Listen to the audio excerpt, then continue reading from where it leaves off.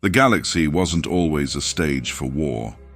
Before the Clone Wars erupted, it was a delicate web of alliances, trade routes, and political agreements held together by the Galactic Republic. However, beneath the surface, tensions brewed for decades, fueled by greed, corruption, and ambition. The Clone Wars didn't come out of nowhere. They were the result of a crumbling system, manipulated from within by a masterful puppeteer. At the heart of the Republic's decline was the Senate, an institution once envisioned as a beacon of democracy, but by this era plagued by bureaucracy and self-interest. Senators, representing entire star systems, grew more concerned with personal wealth and power than serving their citizens. Wealthy trade organizations, like the Trade Federation and the Techno-Union, exploited this corruption, using their vast resources to influence legislation. The Rimwood regions, where many of these organizations operated, suffered the most, enduring economic exploitation and neglect. Entire planets became disillusioned with the Republic, seeing it as a system designed to benefit the core worlds at their expense. Amid this turmoil, the Jedi Order stood as the Republic's guardians. They were peacekeepers and spiritual leaders, upholding justice and maintaining the balance of the Force. However, their role became increasingly politicized. Over generations, the Jedi shifted from independent mediators to enforcers of the Senate's will. This alignment made them a symbol of the Republic's failings in the eyes of the disenfranchised. Planets yearning for independence viewed the Jedi not as protectors, but as agents of oppression. Adding to the strain was the Republic's over-reliance on the Jedi for security. The absence of a standing military after the Ruusan Reformation had left the galaxy vulnerable. Instead of investing in planetary defense or fostering unity, the Republic leaned on the Jedi to mediate disputes and suppress insurrections. While the Jedi were formidable, they were not an army.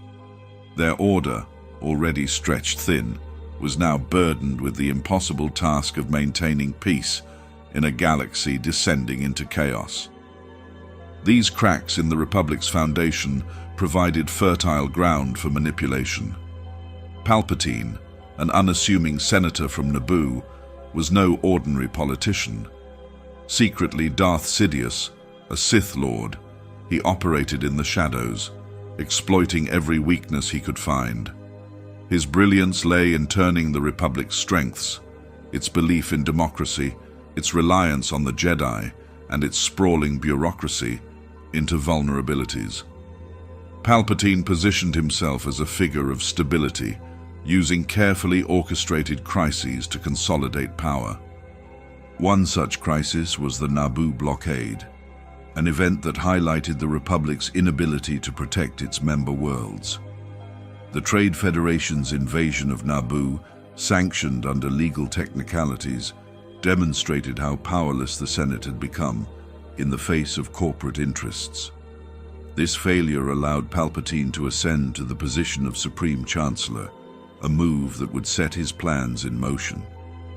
As the Republic faltered, separatist movements gained momentum. Disillusioned star systems, led by charismatic leaders like Count Dooku, demanded independence. Dooku himself was a former Jedi, disillusioned by the Order's alignment with the Republic. His defection and leadership of the Confederacy of Independent Systems added a layer of legitimacy to the separatist cause. Dooku's rhetoric struck a chord with many, painting the Republic as an archaic and corrupt entity that no longer served its people. Palpatine, orchestrating both sides of the conflict, ensured that tensions escalated. He covertly supported the separatists, supplying them with resources while feigning loyalty to the Republic. This dual manipulation created an environment where conflict was inevitable. His goal was not merely to provoke war, but to weaken both factions, paving the way for the Sith's ultimate rise. The Jedi, despite their wisdom, were blindsided by these developments. Their connection to the Force, once their greatest strength, was clouded by the growing power of the dark side. They sensed the imbalance but couldn't pinpoint its source. The increasing militarization of the Jedi Order, driven by the Republic's desperation, marked a significant departure from their principles. They became generals in a war they neither wanted nor understood, further alienating themselves from the people they sought to protect. As the Clone Wars loomed on the horizon, the galaxy was caught in a spiral of fear and uncertainty. The Republic's institutions were failing, the Jedi were stretched to their limits, and separatist sentiment was spreading like wildfire. The stage was set for a conflict that would engulf countless worlds, leaving behind a legacy of destruction and betrayal. Little did anyone realize that the war itself was never about victory or freedom. It was the ultimate tool for one man's rise to absolute power. The Clone Wars were not an accident. They were a meticulously crafted event, brought to life by the cunning and foresight of one man, Palpatine. Known to the galaxy as a patient and pragmatic leader, Palpatine was, in truth, Darth Sidious, the Sith Lord who would bring the galaxy to its knees. Every move he made served a dual purpose: to weaken his enemies and consolidate his power. His genius lay in creating chaos that only he could resolve, setting himself up as the solution to problems he had secretly engineered. Palpatine's plan began long before he ascended to the position of Supreme Chancellor. As Darth Sidious, he positioned himself as a shadowy figure pulling strings behind both the Republic and the Separatists. Through his alter ego, he guided the actions of powerful allies, such as Count Dooku, and manipulated influential organizations like the Trade Federation. His influence extended across the political and economic spectrums, ensuring that conflict became inevitable. The Naboo crisis was one of his earliest, most successful maneuvers. By orchestrating the Trade Federation's blockade and subsequent invasion, Palpatine exposed the Republic's weaknesses while presenting himself as a beacon of hope.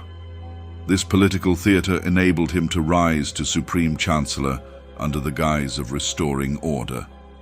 From this position, he gained access to the levers of power, reshaping the Republic's institutions to serve his grander ambitions.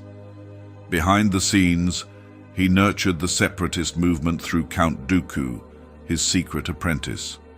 Dooku, a former Jedi disillusioned with the Order's failings, became the charismatic leader of the Confederacy of Independent Systems.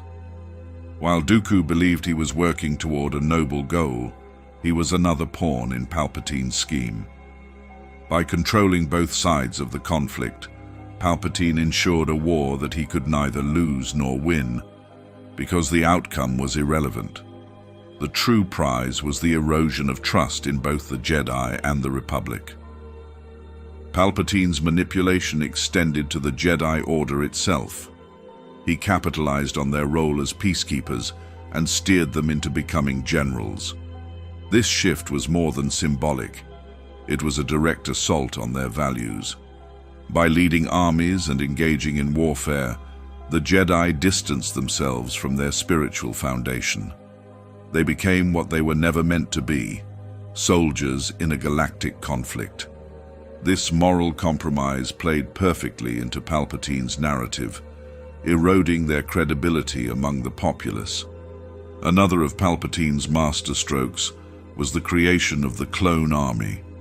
The army's origins were deliberately shrouded in mystery, with Jedi Master Sifo Dyas conveniently positioned as the fall guy. In truth, the clones were commissioned by Sidious and Dooku to ensure absolute control.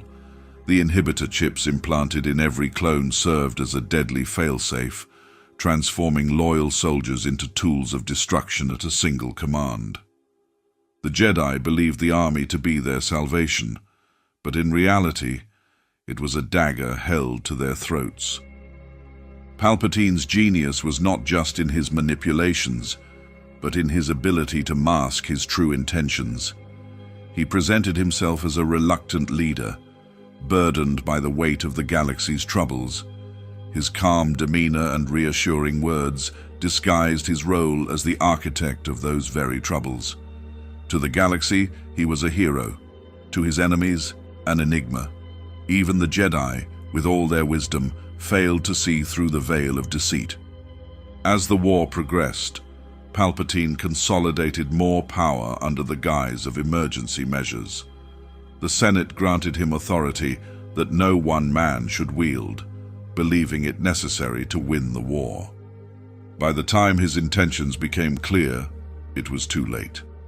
The Republic was no more, and the Emperor stood unchallenged. Palpatine's design was a masterpiece of manipulation, a blend of patience and ruthlessness. He understood the galaxy's fears and exploited them with surgical precision. By the time the galaxy realized what had happened, the dark hand behind the curtain had become the iron fist on the throne. Kamino, a remote water-covered planet, stood far from the politics and strife of the galactic core. To most of the galaxy, it was little more than a footnote in astronavigation. Yet, in its vast, stormy oceans, hidden within the sleek architecture of its advanced cloning facilities, lay the genesis of a grand military force that would forever change the course of galactic history. The creation of the clone army was not merely a scientific achievement, but a carefully constructed enigma, blending cutting-edge technology with moral ambiguity.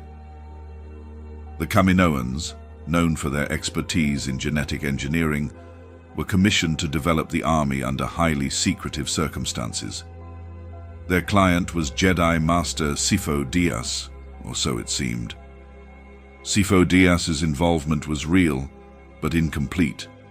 His vision for the clones as a protective force was co-opted by Darth Sidious and Count Dooku. Dooku, under the guise of Darth Tyrannus, manipulated the Kaminoans, ensuring that the army served Sidious's darker purpose. Jango Fett, the galaxy's most notorious bounty hunter, was chosen as the genetic template. His selection was no accident. Jango's combination of skill, independence, and ruthlessness made him ideal for crafting soldiers capable of executing complex orders with unwavering loyalty. Fett's agreement with the Kaminoans included the creation of a single, unaltered clone, his son, Boba, a poignant reminder that even in a mechanized system, personal stakes lingered. The genetic engineering process on Kamino was a marvel and a cautionary tale. Kaminoan scientists took Jango's DNA and manipulated it to enhance obedience and suppress individuality. The clones were programmed to follow orders without question, yet they retained enough independence to be effective on the battlefield.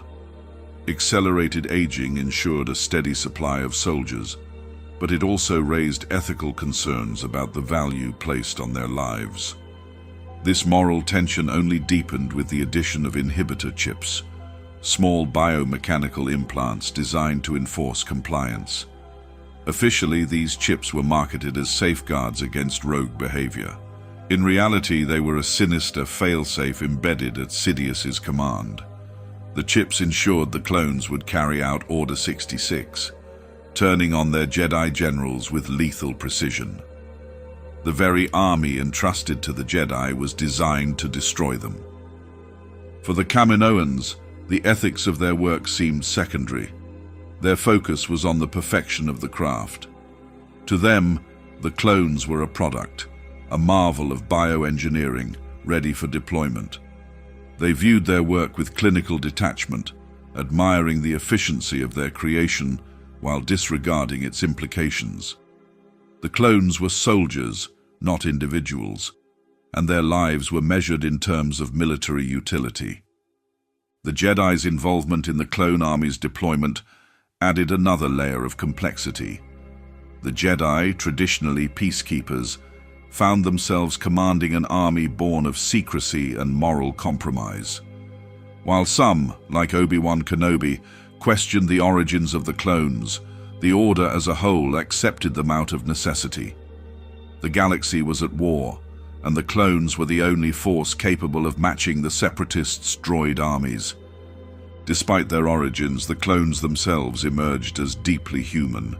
They formed bonds, developed unique personalities, and often exhibited remarkable bravery. Soldiers like Captain Rex and Fives demonstrated that beneath the genetic conditioning lay individuals capable of independent thought and moral action. This humanity stood in stark contrast to their programmed purpose, highlighting the paradox of their existence. The clone army was a triumph of science and a tragedy of manipulation. It represented the galaxy's capacity for innovation while exposing its vulnerability to moral compromise. Kamino's secret labyrinth of cloning facilities was not just a birthplace for soldiers, it was the cradle of a conflict that would consume the galaxy.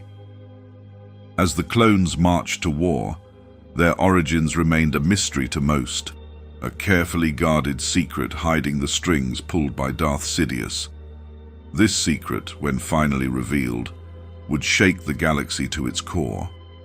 The Jedi Order had long been revered as the galaxy's spiritual and moral compass, their wisdom drawn from centuries of connection to the Force. Yet by the time of the Clone Wars, that wisdom had dimmed. The Jedi Council, once vigilant and introspective, had become increasingly detached from its ancient teachings and prophetic traditions. They were blind to the warnings etched in the Force, distracted by their alliance with the Galactic Republic and the demands of war. Ancient Jedi prophecies, preserved in holocrons and temples across the galaxy, spoke of great upheavals, betrayals, and the rise of darkness. These prophecies were often cryptic, their meanings unfolding only through time and reflection. One such prophecy, the Chosen One's emergence, loomed over the Jedi during this turbulent era. It foretold a being who would bring balance to the Force, yet its implications were deeply misunderstood. The Council, rather than seeking clarity, treated these warnings as relics of an ancient past, detached from their current struggles. This dismissal of prophecy revealed a deeper flaw in the Jedi Order. Over centuries, the Jedi had shifted their focus from spiritual introspection to active governance. They served the Republic with increasing zeal, aligning themselves with political power rather than maintaining their independence. This shift came at a cost. Their connection to the mystical underpinnings of the Force grew weaker. They no longer meditated on the deeper meanings of the Force's will, but instead sought to enforce the Republic's laws. Palpatine exploited this vulnerability. As the dark side spread its influence, the Jedi's ability to sense danger became clouded. They felt the imbalance growing, but could not pinpoint its source. The Sith, long believed extinct, operated in plain sight, their presence masked by the very shadows the Jedi were sworn to illuminate. Even when evidence suggested otherwise, the Council hesitated to act decisively. Their reliance on logic and consensus often overrode their instincts, leaving them paralyzed in moments requiring bold action. Their faith in the Republic only deepened their plight. The Jedi believed the Republic's democratic institutions would endure any challenge, and they placed their trust in the Senate's authority. Yet the Republic was already crumbling under corruption and corporate influence. The Jedi failed to see that by tying their fate to the Republic, they were binding themselves to a sinking ship. They became enforcers of a flawed system, rather than the guardians of justice they were meant to be. This misplaced trust extended to their role in the Clone Wars. The Jedi assumed command of the Grand Army of the Republic, believing they were defending the galaxy from tyranny. In reality, they were playing into Palpatine's hands, exhausting their resources and moral standing in a conflict engineered to destroy them. Their participation in the war alienated them from the people they sought to protect, casting them as warriors rather than peacekeepers. Anakin Skywalker's journey epitomized the consequences of the Council's negligence. Identified as the Chosen One, he was brought into the Order, but never truly understood or nurtured. The Council viewed him with suspicion, sensing his potential for both greatness and danger, yet they failed to guide him effectively. They saw him as a means to an end, a figure destined to fulfill the prophecy without fully grasping what that prophecy demanded. The Jedi's downfall was not solely the result of external forces. Their detachment from their spiritual roots, their alliance with political power, and their dismissal of ancient warnings all contributed to their undoing. The Force spoke to them through visions, signs, and prophecy, yet they ignored its call, distracted by the immediate demands of war and governance. When the dark side finally revealed itself, it was too late. Prophecies, while cryptic, are meant to provoke thought and preparation. The Jedi, in their arrogance, believed themselves immune to failure. Their inability to heed these ancient warnings marked the beginning of their end. As the galaxy spiraled into chaos, the Jedi Order, once the beacon of light, faded into the shadows, leaving the Force to find balance through the most unexpected of means. Jango Fett's name is synonymous with the clone army, but his story stretches far beyond his role as a genetic template. A bounty hunter of unparalleled skill and a man shaped by the harsh realities of the galaxy, Jango's selection for the clone army was as much a testament to his abilities as it was to his complex ties to Mandalorian culture. His legacy, intertwined with the Republic's greatest military force, reveals the layers of intention and intrigue behind his involvement. Jango Fett's early life was marked by tragedy and survival. Orphaned during a Mandalorian civil conflict, he was raised among warriors, learning the ways of combat and resilience.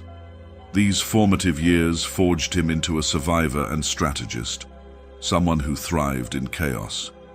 By the time he gained galactic notoriety as a bounty hunter, his reputation was cemented as a man who could outfight and outthink nearly anyone he encountered. When Count Dooku approached Jango with the offer to become the genetic foundation for the clone army, it wasn't merely his physical prowess that made him the ideal candidate.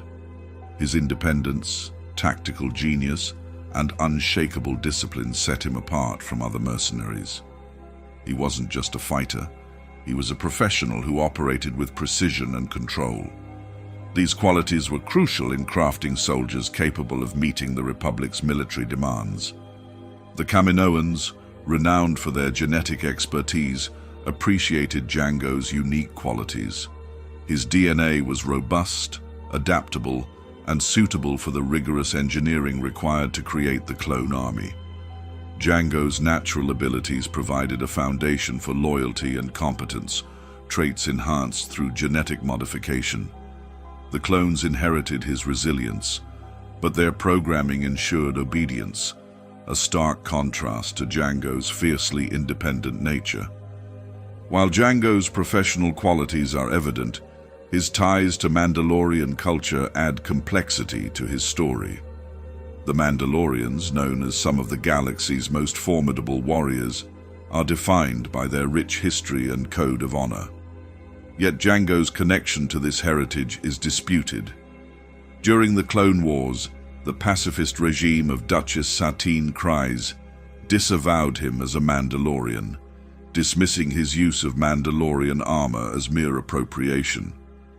However, others argue that Jango embodied the warrior spirit of Mandalore, even if his methods were unconventional. This ambiguity adds a layer of intrigue to Jango's selection. The Mandalorian aesthetic and legacy infused the clone army with an air of invincibility, even if the clones themselves were far removed from the cultural ideals of Mandalore. For the Republic, the symbolism of Mandalorian strength was as valuable as the clone's actual abilities. For Django, his role in the army's creation seemed purely transactional. He sought wealth and the promise of an unaltered clone, Boba, who would become his legacy. Boba Fett, Django's son and genetic duplicate, represented more than a personal desire for family. In Django's eyes, Boba was his way of preserving his individuality in a galaxy that often sought to erase it. While the clones were programmed for obedience, Boba was free to chart his own path, reflecting the dichotomy between Django's personal values and the purpose of the army created in his image. Django's death at the hands of Jedi Master Mace Windu during the Battle of Geonosis marked the end of his direct influence on galactic events. Yet his impact endured through the millions of soldiers who bore his face. The clone army was a monument to his legacy, even as it served an agenda he likely never fully understood. Django's role, far from being a simple transaction, was a critical piece of a larger design orchestrated by forces far beyond his control. The man behind the helmet remains a figure of fascination. Was Django merely a tool in the machinations of the Sith, or did he see himself as a master of his own fate? His story, steeped in skill, tragedy, and a shadowed connection to Mandalorian heritage, continues to spark questions about individuality, legacy, and the cost of survival in a galaxy consumed by war. Count Dooku was a figure of stark contrasts, a former Jedi Master, a charismatic separatist leader, and a shadowy Sith apprentice. Known to his allies as a visionary and to his enemies as a traitor, Dooku walked the line between idealism and manipulation. Beneath his calm demeanor and regal presence, he was Darth Tyrannus, the apprentice of Darth Sidious, playing a dangerous game in the galactic conflict. His dual roles as Sith and leader of the Confederacy of Independent Systems were not only tools of Sidious's grand design, but also expressions of Dooku's own complex ideology. Once a respected Jedi, Dooku's disillusionment with the Order and the Republic marked the turning point in his life. As a Jedi, he had seen the corruption festering within the Senate and the Council's inability to act decisively. The death of his former apprentice, Qui-Gon Jinn, deepened his conviction that the Jedi had lost their way, prioritizing politics over their connection to the Force. Dooku's departure from the Order was a rejection of its complacency, but it also set him on a darker path. His alliance with Sidious, however, was not born purely out of ambition. While Sidious sought domination, Dooku envisioned reform. He believed the Republic had become irredeemable, a bloated bureaucracy in need of dismantling. The separatist movement he led was, in his mind, a necessary revolution, a means to free the galaxy from the Republic's grip and create a new order based on strength and efficiency. To many within the Confederacy, Dooku was an inspiring leader, a beacon of hope for systems that felt abandoned by Coruscant. Yet, as Darth Tyrannus, Dooku's idealism was twisted by the dark side. Sidious exploited his disillusionment, offering power as the solution to his frustrations.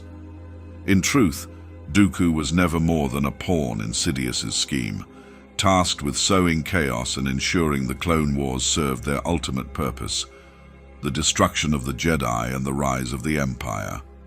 Though he wielded considerable influence, Dooku was always working toward goals that benefited Sidious, not his own vision.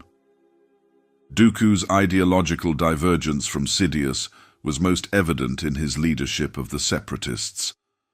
While Sidious viewed the Confederacy as a tool to destabilize the Republic, Dooku saw it as a legitimate alternative. He forged alliances with corporations like the Trade Federation and the Techno Union, securing resources for the war effort. These alliances, while pragmatic, also highlighted his willingness to compromise his ideals. Dooku justified these actions as necessary sacrifices, but they exposed the moral ambiguity of his revolution. Dooku's relationship with the Sith doctrine was similarly complicated.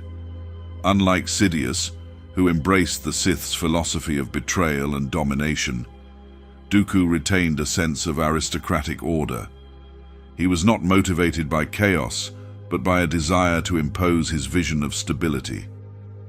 This divergence made him a flawed Sith, one whose loyalty to Sidious was conditional and whose plans hinted at potential rebellion. Yet Dooku underestimated Sidious's cunning and the inevitability of the rule of two. The end of Dooku's journey was a stark reminder of his place in Sidious's plans. During the Battle of Coruscant, Dooku faced Anakin Skywalker in a duel orchestrated by Sidious. When Anakin bested Dooku, Sidious ordered his execution, casting aside his apprentice without hesitation. In his final moments, Dooku realized the extent of Sidious's manipulation and the futility of his ambitions. He had been a tool, used to create the very chaos he sought to control.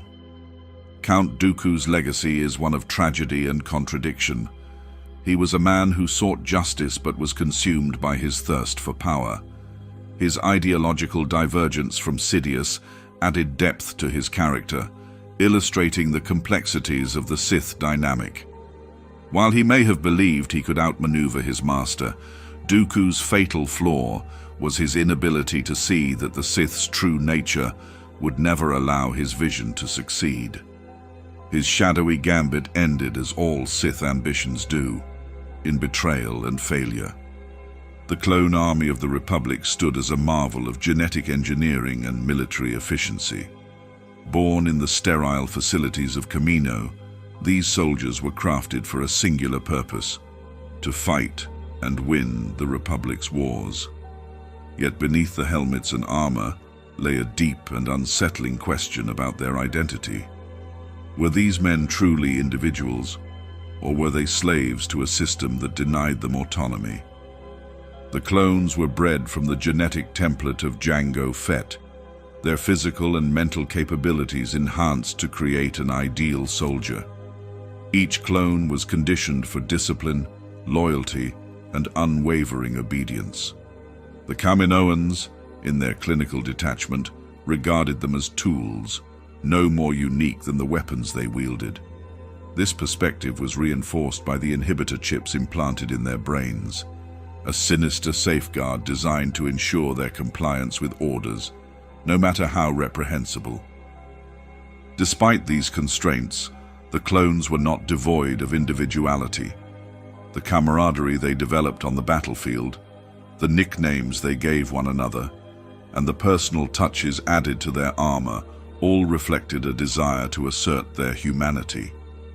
Soldiers like Captain Rex, Fives, and Echo became symbols of this individuality, showing that the clones were more than the sum of their genetic programming. They forged bonds with their Jedi commanders, fought with remarkable ingenuity, and displayed acts of courage that transcended the expectations of their creators. However, this individuality was overshadowed by the grim reality of their existence. The inhibitor chips, while dormant for much of the war, were a silent reminder of the clones' lack of agency. When Order 66 was issued, the chips activated, turning these loyal soldiers into executioners of the Jedi. This moment, one of the darkest in galactic history, highlighted the tragedy of the clones. Their bonds with the Jedi, built over years of mutual trust, were erased in an instant, replaced by an unyielding compulsion to obey.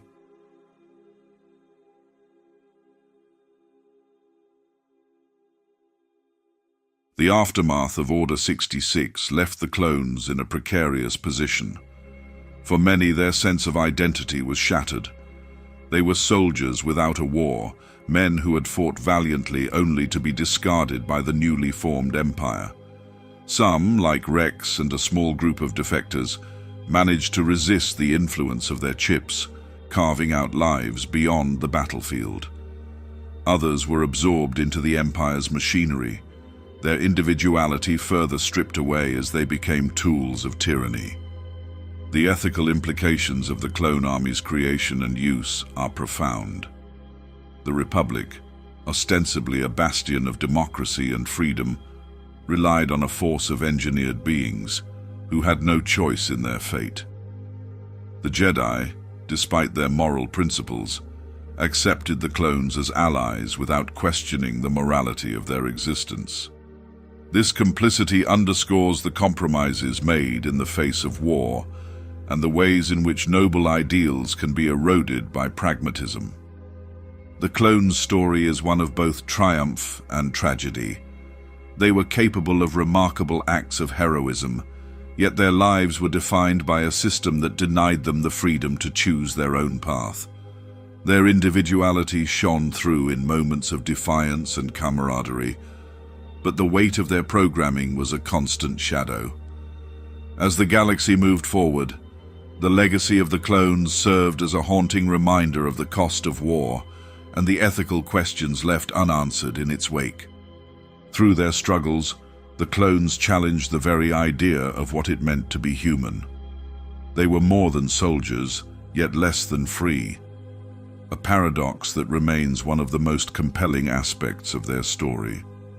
Their journey, marked by bravery, loyalty, and ultimately tragedy, continues to resonate as a powerful exploration of identity and agency in a galaxy at war. Ahsoka Tano's story is one of transformation and defiance. Introduced as Anakin Skywalker's Padawan, she began her journey as an eager, determined learner, often reflecting her master's fiery spirit and unorthodox methods.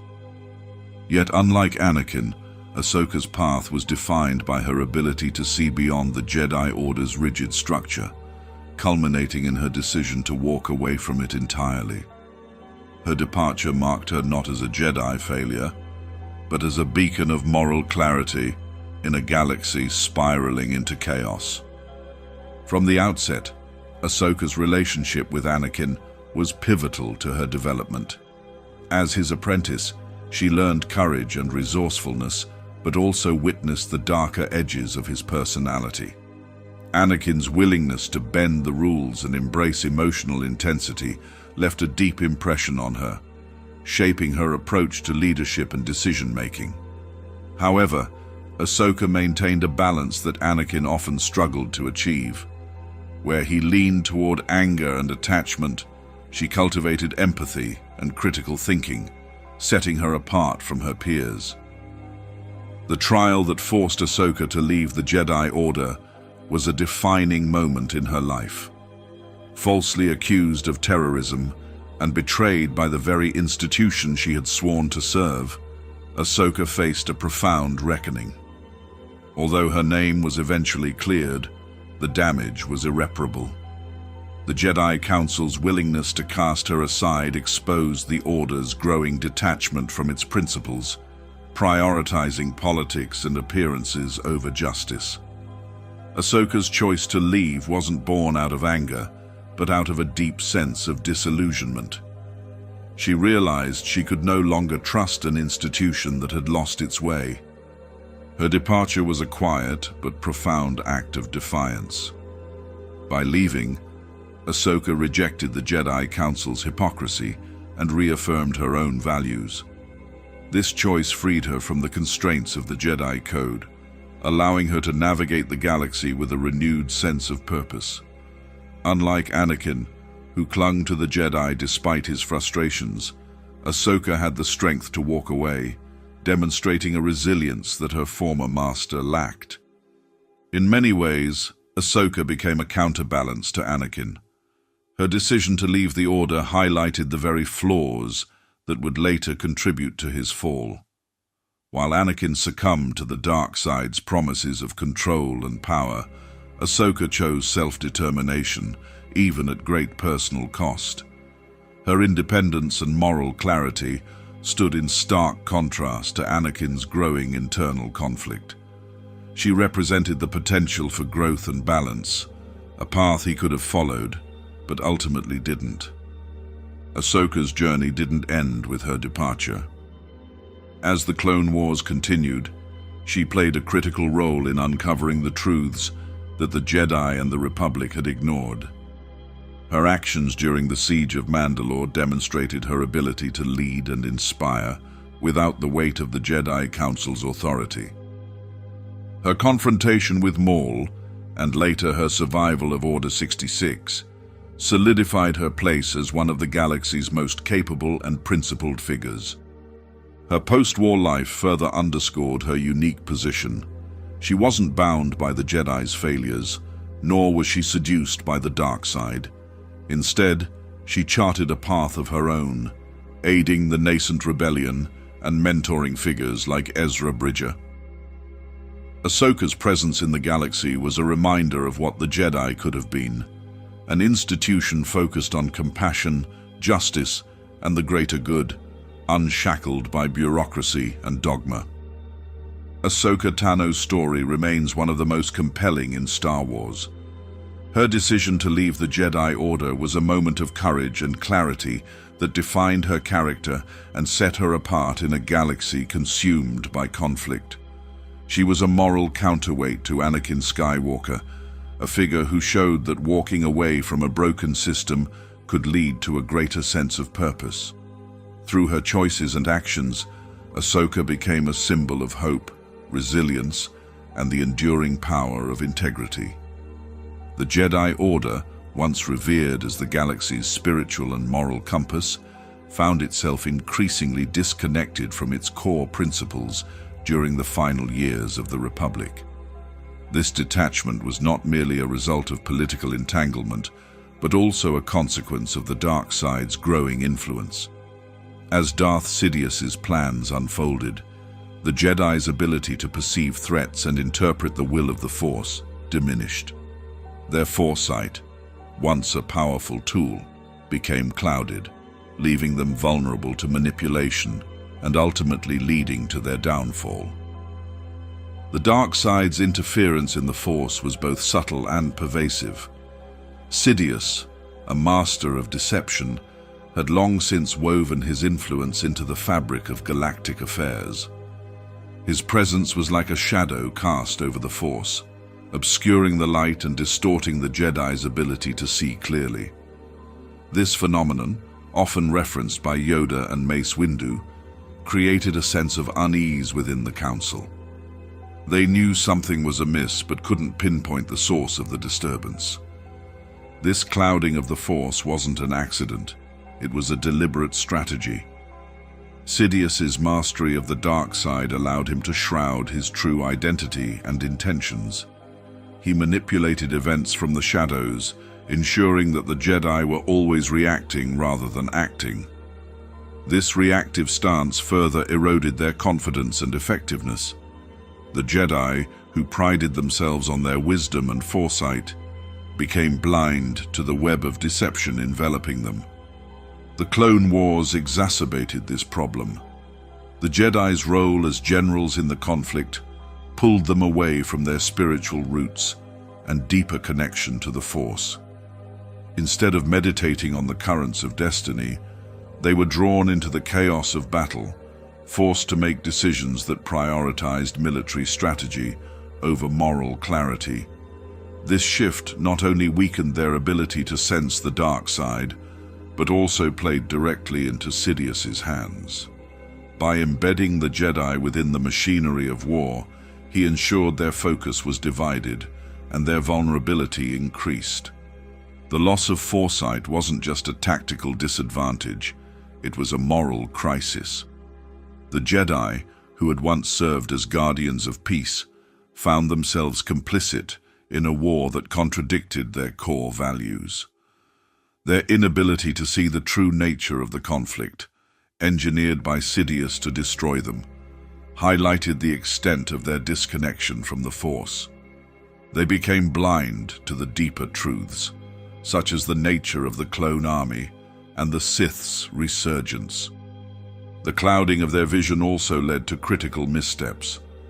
The Council failed to recognize Anakin Skywalker's internal struggles and growing attachment to Palpatine. They misjudged their own role in the Republic's decline, assuming that their presence within the Senate was enough to maintain balance. Even when presented with warnings, such as Qui-Gon Jinn's belief in the Chosen One prophecy, the Jedi dismissed them as speculative, unwilling to adapt their perspective. The culmination of this blindness was Order 66, a moment of brutal clarity that exposed the depth of their failure. The Jedi's inability to foresee this betrayal was not merely a result of the inhibitor chips hidden in the clones, but also of their spiritual myopia. The dark side's influence had rendered them incapable of understanding the scale of the threat they faced. By the time the truth became apparent, it was too late. The story of the Jedi's waning connection to the Force is a cautionary tale about the dangers of complacency and detachment. Their failure to adapt to the shifting currents of the galaxy allowed the dark side to exploit their vulnerabilities. Yet within this tragedy lies a poignant reminder of the Force's complexity. Even in their darkest moments, the Jedi's legacy endured, carried forward by those who refused to let the light be extinguished.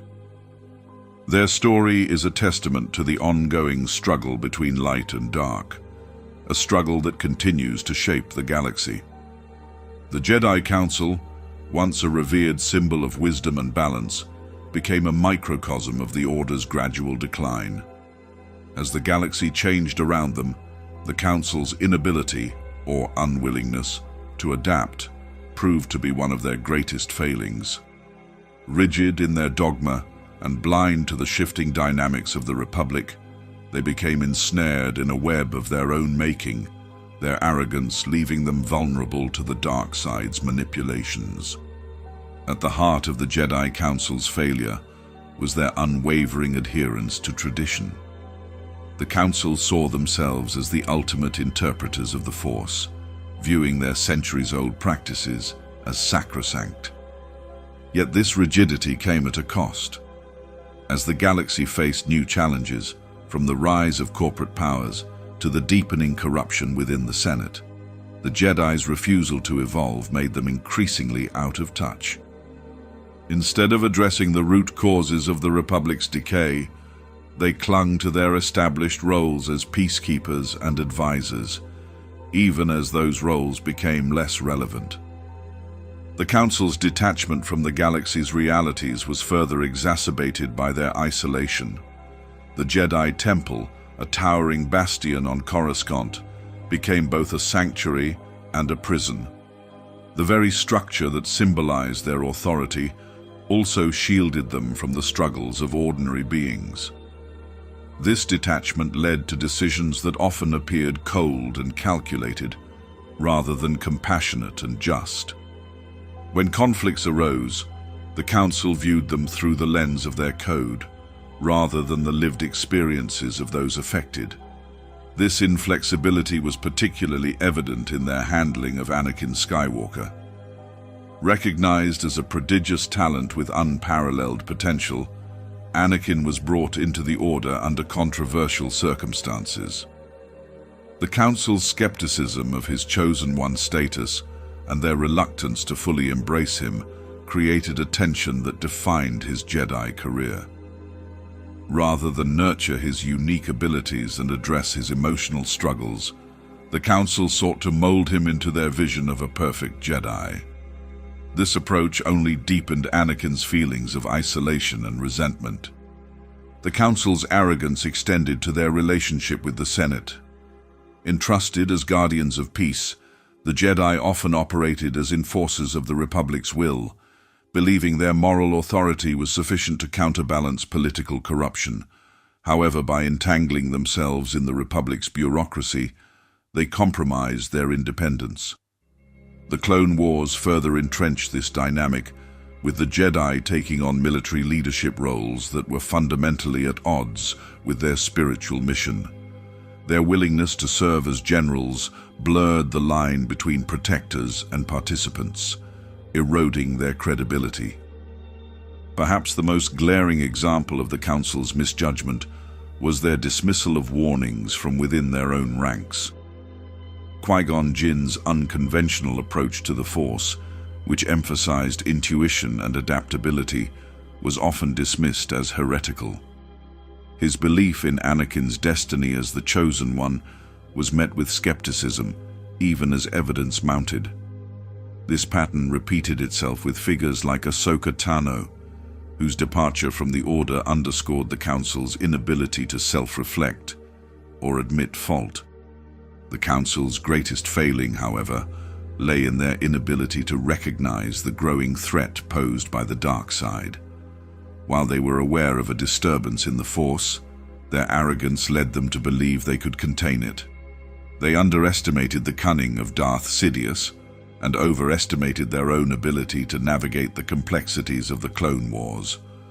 By the time they began to grasp the extent of the Sith's influence, their fate was already sealed.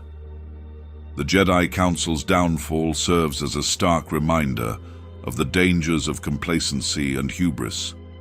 Their adherence to rigid dogma, combined with their detachment from the galaxy's evolving needs, created a vacuum that the dark side was all too eager to exploit. In their pursuit of maintaining order, the Council lost sight of the principles that had once defined them. This failure not only led to the collapse of the Jedi Order, but also paved the way for the rise of the Empire. Their story is a cautionary tale of what happens when institutions prioritize tradition over growth and authority over understanding. When the Jedi took up the mantle of generals in the Clone Wars, it marked a profound shift in their role within the galaxy. Once heralded as keepers of peace and champions of the Force, they became embroiled in the complexities of warfare. This transformation not only tested their moral resolve, but also accelerated their spiritual decline, forcing them into roles that clashed with the core tenets of their order. The Jedi's involvement in the war was not a decision made lightly. With the Republic on the brink of collapse and the Separatists threatening galactic stability, the Jedi felt compelled to intervene. However, their choice to lead the Republic's armies, clones bred for battle, came with unforeseen consequences. The Order, which had once stood apart from political and military machinations, now found itself at the center of them.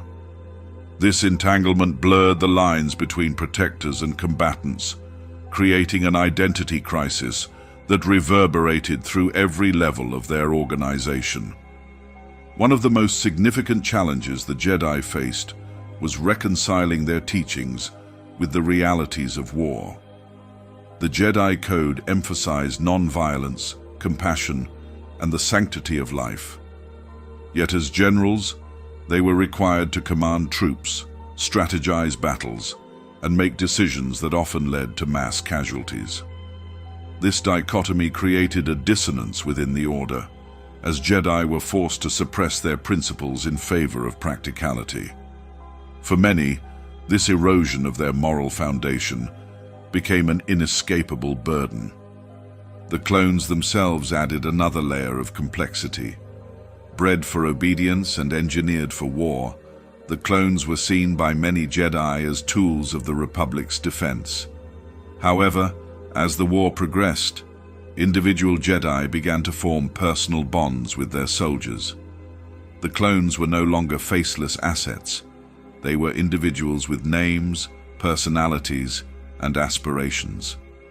These relationships made the Jedi's role even more fraught. How could they reconcile their responsibility to protect life with their orders to send these soldiers into perilous battles?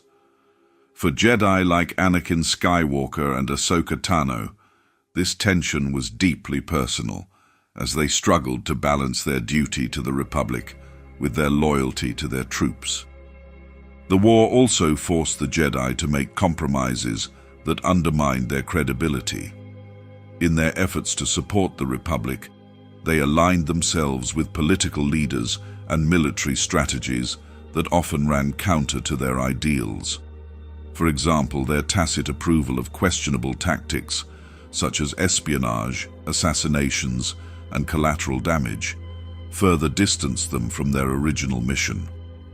Over time, these actions eroded the trust the public once had in the Jedi, painting them as enforcers of the Senate rather than impartial defenders of peace.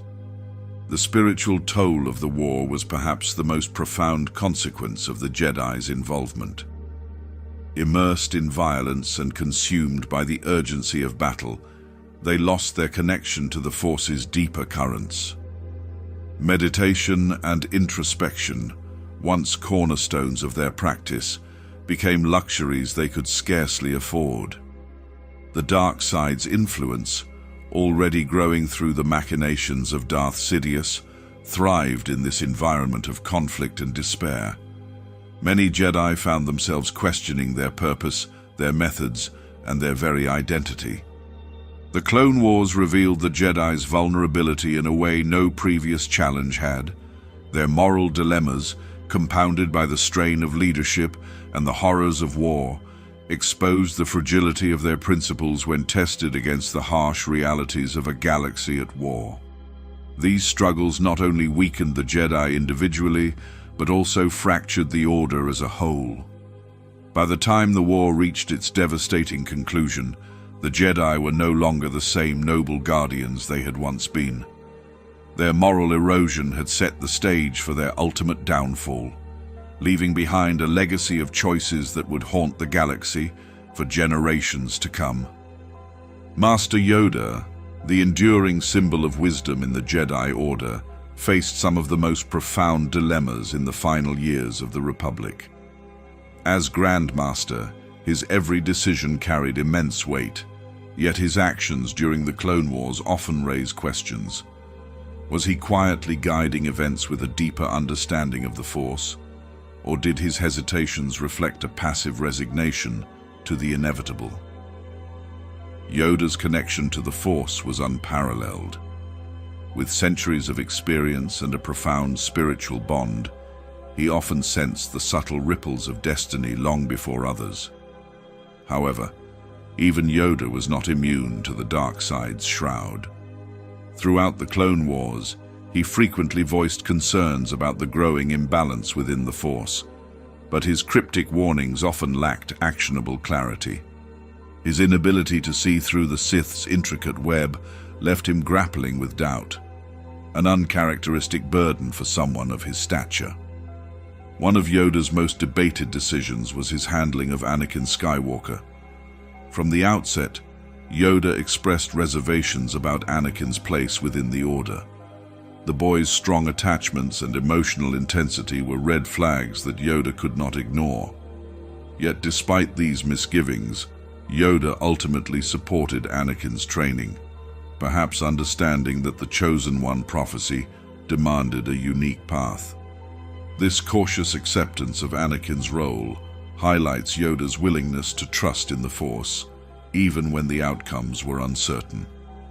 Later, as Anakin's struggles became more pronounced, Yoda's guidance grew even more ambiguous.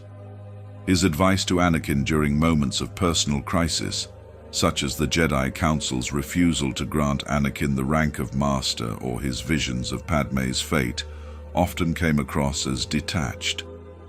Yoda's encouragement to let go of attachments, though rooted in Jedi philosophy, failed to address the complexities of Anakin's inner turmoil.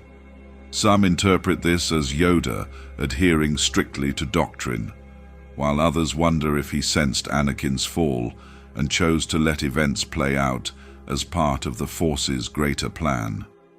Yoda's role in Ahsoka Tano's departure from the Order is another critical moment that invites scrutiny. When Ahsoka was falsely accused and subsequently exonerated, Yoda extended an olive branch, inviting her to return. Yet his demeanor during her trial and subsequent decision to leave was notably reserved. It's possible that Yoda foresaw Ahsoka's importance beyond the Jedi Order and allowed her departure as a means of protecting her from the darkness he sensed ahead. Her survival of Order 66 and pivotal role in later events lend credence to this theory. The war itself placed Yoda in an impossible position. As a general, he reluctantly embraced a role that conflicted with his spiritual calling, Yet, his decisions often reflected an understanding of the war's larger stakes. Yoda's cryptic statements about the Force's will, combined with his actions during the Clone Wars, suggest that he saw himself as a custodian of balance, rather than an active participant in the conflict. His journey to Moraband, the ancient Sith homeworld, revealed visions of the Order's demise and a path forward through the guidance of the Force. Ultimately, Yoda's leadership was defined by a delicate balance between action and restraint. His decisions were not born of apathy, but of a profound belief in the Force's guiding hand. While some may view his approach as passive resignation, others see it as a testament to his unwavering trust in the larger cosmic plan. Yoda's dilemmas encapsulate the complexities of leadership in a time of profound uncertainty, leaving his legacy as both a cautionary tale and a source of enduring wisdom. The Sith's rule of two is a philosophy born of destruction and ambition, a doctrine that has defined their actions and internal conflicts for generations. Established by Darth Bane, it was designed to ensure the Sith's survival through secrecy and strength. During the Clone Wars, this philosophy not only shaped the actions of Darth Sidious and Count Dooku, but also underscored the nature of their manipulations and ultimate goals. The rule of two dictated that there would always be a Sith master and an apprentice. The master would embody the pinnacle of Sith knowledge and power, while the apprentice would learn and grow, eventually challenging the master for supremacy. This inevitable betrayal was not a flaw, but a feature. By forcing the apprentice to overcome the master, the Sith ensured that their ranks would always be led by the strongest and most cunning individuals. Darth Sidious adhered to this doctrine with meticulous precision, even as he manipulated it for his own purposes. His mastery of the rule of two was evident in his relationship with Count Dooku, whom he molded into Darth Tyrannus. Dooku, for all his power and cunning, was always a placeholder in Sidious's grand design. Sidious's real objective was the seduction of Anakin Skywalker, whose potential far surpassed that of any Sith before him. Dooku's role in this dynamic is particularly illuminating. As Sidious's apprentice, Dooku was instrumental in orchestrating the Clone Wars. His defection from the Jedi Order and leadership of the Separatists were carefully engineered to destabilize the Republic and position Sidious as its savior. Yet, despite his apparent importance, Dooku was expendable. Sidious's plan always required a more powerful apprentice, one capable of helping him cement his control over the galaxy. Dooku's eventual betrayal at the hands of Anakin was not a deviation from the rule of two, but its natural conclusion. The Sith's doctrine also shaped their interactions with the Jedi and the broader galaxy. By operating in the shadows and fostering mistrust, the Sith capitalized on the Jedi's weaknesses. The rule of two emphasized deception and subtlety, ensuring that their presence remained hidden until it was too late. Sidious's manipulation of both the Jedi and the Republic is a testament to the doctrine's effectiveness. Every move he made, from his guise as Chancellor Palpatine to his orchestration of Order 66, was steeped in the philosophy of outmaneuvering his opponents without revealing his hand. However, the rule of two was not without its flaws. Its emphasis on betrayal and secrecy often left the Sith vulnerable to internal conflict. The very nature of their philosophy meant that trust was impossible. This was evident in the strained relationship between Sidious and Dooku, as well as in Dooku's own attempts to cultivate allies like Asajj Ventress. These betrayals and counter-betrayals created instability, even as they drove the Sith toward their goals. The rule of two's impact on the Clone Wars is a reminder of the Sith's unique approach to power. Unlike the Jedi, who sought balance and harmony, the Sith thrived on chaos and conflict. Their doctrine of betrayal ensured that they were always evolving, always striving for greater power. Yet it also sowed the seeds of their eventual downfall. In their pursuit of dominance, the Sith created a cycle of destruction that could never be truly broken. In the end, the rule of two exemplifies the Sith's philosophy of strength through conflict. It is a doctrine that rewards cunning and ambition, even as it guarantees treachery and discord.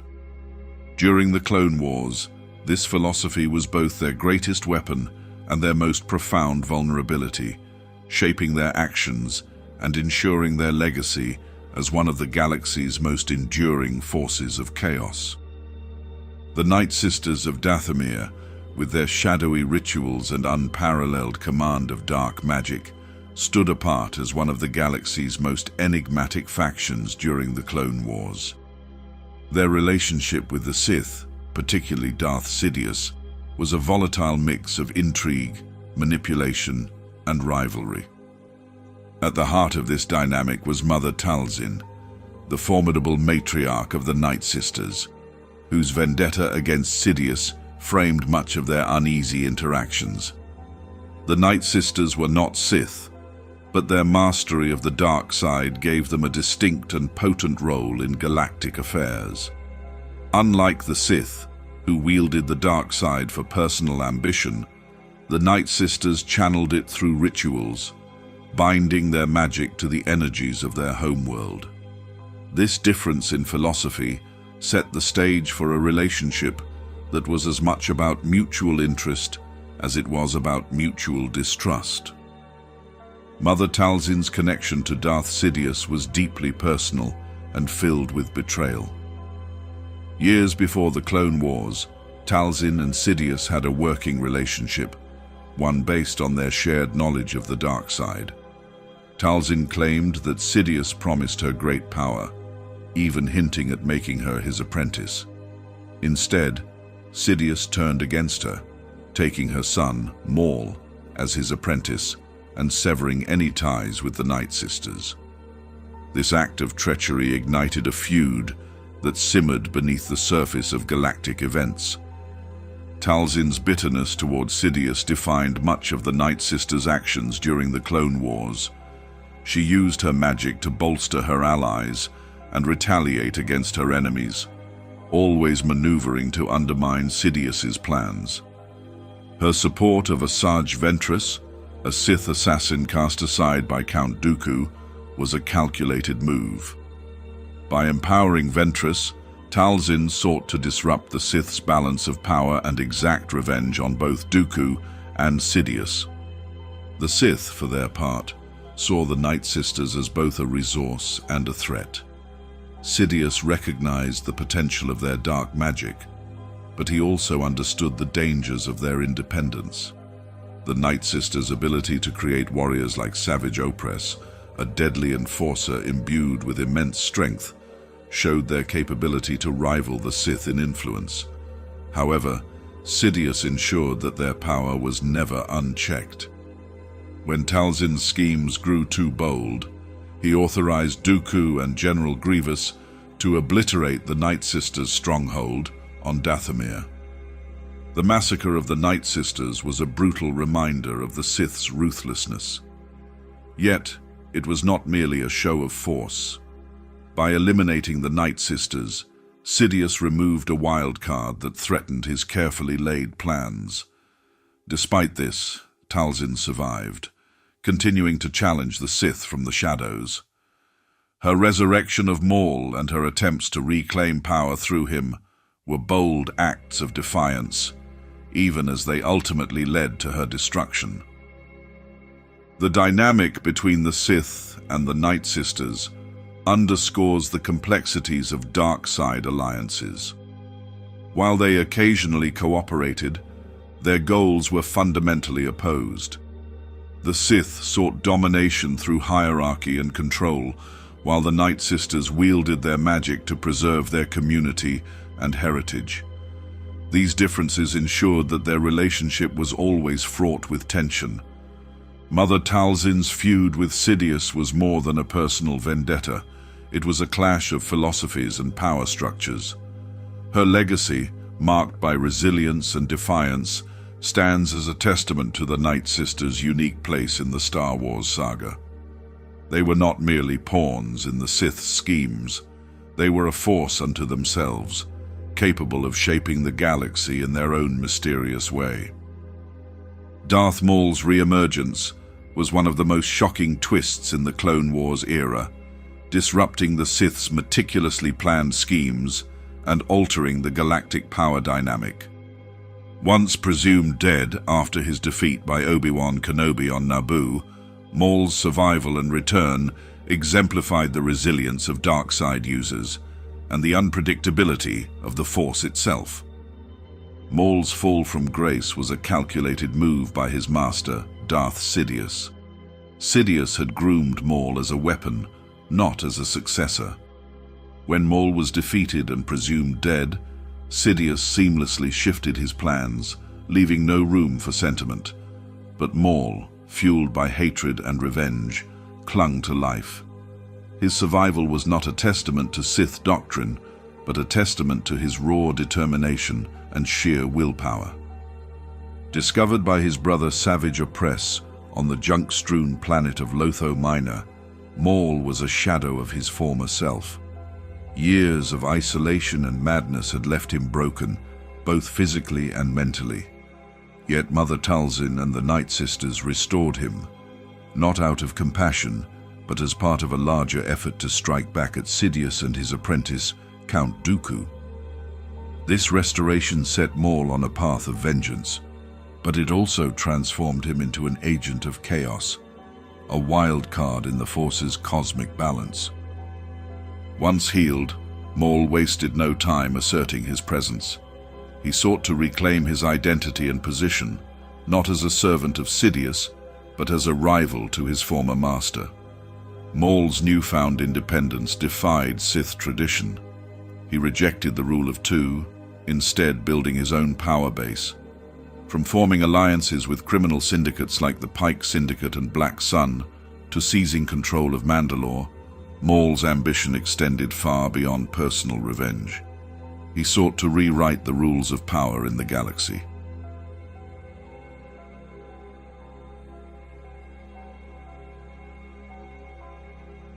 Maul's rise was not without consequences. His actions drew the attention of the Jedi, the Republic, and the Sith. For Sidious, Maul's return was an inconvenience, but not an immediate threat. Sidious viewed his former apprentice as a useful distraction, one that could potentially weaken his enemies.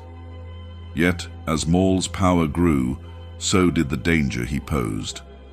Sidious eventually intervened personally, confronting Maul and Savage on Mandalore. In a climactic duel, Savage was killed, and Maul was captured, signaling Sidious's dominance. However, Maul's capture was far from the end of his story. He escaped imprisonment, demonstrating once again his tenacity and resourcefulness. From the shadows, he continued to disrupt the Sith's plans, most notably during the siege of Mandalore. His confrontation with Ahsoka Tano and his prophetic warnings about Sidious's grand design showcased his deep understanding of the galaxy's shifting tides. Maul's return and subsequent actions reveal the inherent instability of the dark side. While the Sith prided themselves on control and calculation, Maul embodied the chaos that the dark side could unleash. He operated outside the established order, forcing both the Jedi and the Sith to contend with his unpredictable influence. In the broader narrative of the Clone Wars, Maul's story is a reminder that the Force is not bound by any one philosophy or doctrine. His survival, rise, and defiance underscore the complexity of power and the unexpected ways it can manifest. Maul may not have been the Sith's chosen instrument, but he became a pivotal force in the galaxy's unfolding drama, a wild card whose impact reverberated far beyond his time. Asajj Ventress's journey through the Clone Wars is one of transformation, loss, and ultimately redemption. From her beginnings as a deadly apprentice to Count Dooku, she evolved into a complex character whose choices defied the expectations placed upon her. Her story, woven through betrayal and resilience, is a testament to the strength found in forging one's own path. Ventress was born on Dathomir, a planet steeped in the dark magics of the Night Sisters. Her early years were shaped by tragedy, losing her family to violence and being taken in by Jedi Knight Kai Narek. As Narek's Padawan, Ventress displayed remarkable potential, but her destiny was diverted when Narek was killed. Alone and consumed by grief, she turned to the dark side, where her pain became the fuel for her survival. When Ventress came under the tutelage of Count Dooku, she found a master who recognized her potential, but regarded her as a tool rather than an equal. As his apprentice, Ventress became a deadly enforcer of the Separatists' will, striking fear into the hearts of the Republic and Jedi alike. Her duels with Anakin Skywalker and Obi-Wan Kenobi showcased her formidable skills and her unrelenting drive for dominance. Yet, her allegiance to Dooku was never secure. The Sith's rule of two ensured that Ventress was expendable. When she began to grow too powerful and threaten Dooku's position, Sidious ordered her elimination. Betrayed and cast aside, Ventress returned to Dathomir, seeking refuge among the Night Sisters. This turning point in her life marked the beginning of her transformation from a pawn of the Sith to an independent force. Under the guidance of Mother Talzin, Ventress plotted revenge against Dooku. Her return to Dathomir rekindled her connection to her roots, and her time with the Night Sisters revealed a more vulnerable, human side of her character. However, tragedy struck again when Dooku retaliated, leading to the massacre of the Night Sisters and the destruction of her sanctuary. Despite these losses, Ventress refused to succumb to despair. She became a bounty hunter, carving out a new identity for herself. Free from the constraints of the Sith and the Night Sisters, Ventress embraced her autonomy. Her work as a bounty hunter often brought her into contact with figures from her past, including the Jedi, where her interactions began to show shades of morality and honor that had been buried under years of darkness. Her redemption arc reached its zenith during her alliance with Quinlan Vos, a Jedi Knight who sought her help in assassinating Count Dooku. Though their partnership began with mistrust, Ventress and Vos developed a bond that transcended their initial goals. She taught Vos to embrace the dark side without being consumed by it, a reflection of her own hard-won balance. Their relationship was transformative for Ventress, allowing her to confront her pain and find a sense of purpose beyond vengeance. Ultimately, Ventress's life ended in sacrifice. In a climactic confrontation with Dooku, she gave her life to save Vos, demonstrating the depth of her transformation. Her death was not in vain, as it marked the culmination of her journey from darkness to redemption. Ventress's story is a poignant reminder of the power of choice and the possibility of change, even in the face of overwhelming odds. Her path from a Sith pawn to an independent hero resonates deeply, illustrating the enduring struggle between light and dark within every soul. She was not defined by the darkness she wielded, but by her ability to rise above it, leaving a legacy of courage and resilience that continues to inspire. Beneath the surface of battles and politics, the Clone Wars were imbued with profound mystical elements that hinted at the Force's enigmatic and far-reaching influence. Stories like Mortis and the World Between Worlds added layers of spiritual depth to the conflict, revealing the Force as more than a tool for the Jedi or Sith. These episodes provided glimpses into the cosmic balance, challenging our understanding of free will, destiny, and the nature of existence itself. The story of Mortis stands as one of the most enigmatic chapters in the Clone Wars saga. When Anakin Skywalker, Obi-Wan Kenobi and Ahsoka Tano were drawn to a mysterious realm beyond ordinary space. They encountered three powerful beings: the Father, the Daughter, and the Son. These figures represented the light, the dark, and the balance of the Force. Mortis was not merely a physical place, but a manifestation of the Force's essence, a domain where time and space seemed irrelevant. Anakin's encounter with the Father revealed his potential as the Chosen One, destined to bring balance to the Force. However, the vision of Mortis also foreshadowed his eventual fall to darkness. The Son's corruption of Ahsoka and Anakin's fleeting control over both the Daughter and the Son served as harrowing reminders of how precarious balance truly is. The episode left the Jedi with more questions than answers, underscoring their limited understanding of the Force's vast complexities. While Mortis explored the philosophical and moral dilemmas of the Force, the world between worlds delved into its temporal and spatial dimensions. Introduced later in Star Wars Rebels, this mystical plane was a nexus connecting moments in time, where actions taken could ripple across history.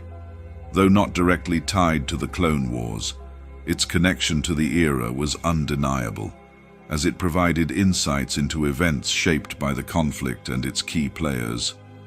The world between worlds raised profound questions about the Force's nature and its role in shaping fate.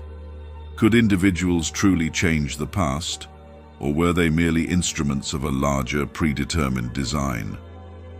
These questions were at the heart of Ezra Bridger's journey through this realm, as he grappled with the temptation to alter key moments in galactic history. His experience emphasized the responsibility that came with understanding the Force's mysteries, reminding viewers that even immense power required restraint and wisdom. The inclusion of these mystical elements in the Clone Wars highlighted a crucial aspect of Star Wars. The Force is not a monolith. It transcends the binary conflicts of Jedi and Sith, reflecting the complexity of the galaxy itself. These stories also served as a counterpoint to the mechanized, impersonal nature of the Clone Wars. While armies clashed and strategies unfolded, Mortis and the world between worlds reminded us that the Force remained the galaxy's true heartbeat, governing events in ways often unseen. These mystical tales also illuminated the hubris of the Jedi Order. Their focus on tangible victories blinded them to the deeper spiritual truths of the Force. By the time the Jedi realized how little they understood, it was too late to avert their downfall. The mysticism of the Clone Wars offers a haunting reminder that some truths lie beyond comprehension, existing only to challenge our perception of reality. Mortis and the world between worlds are not mere stories. They are parables, urging us to seek understanding while accepting the mystery.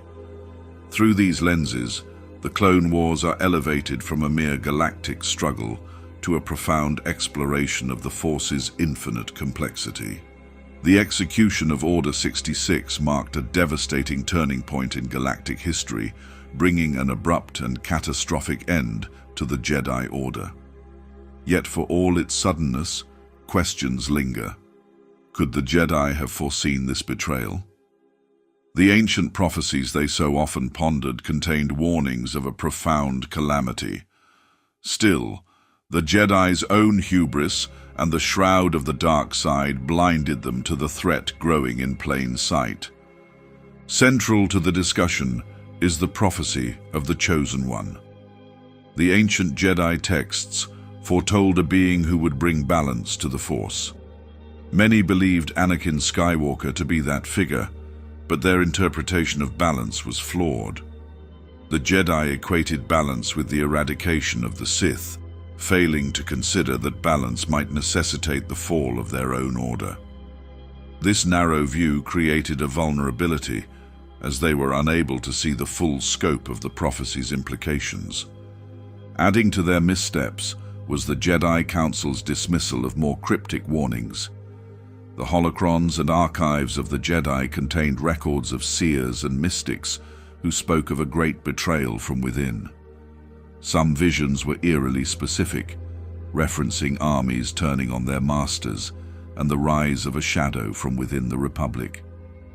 Yet, these warnings were often deemed too vague or symbolic to act upon. The Jedi Council, rooted in pragmatism, preferred tangible threats over esoteric foresight. Palpatine exploited this blind spot masterfully. Through his dual identity as Supreme Chancellor and Darth Sidious, he carefully orchestrated a scenario where the Jedi would see themselves as indispensable to the Republic. By appointing them as generals in the Clone Wars, he tied their fate to the war effort. This move ensured the Jedi were spread thin, focused more on external conflicts than introspection or the study of prophecy. The clones themselves were another overlooked element of the Jedi's downfall. From the beginning, their creation was shrouded in secrecy, and the Jedi accepted them without the scrutiny such an extraordinary development warranted.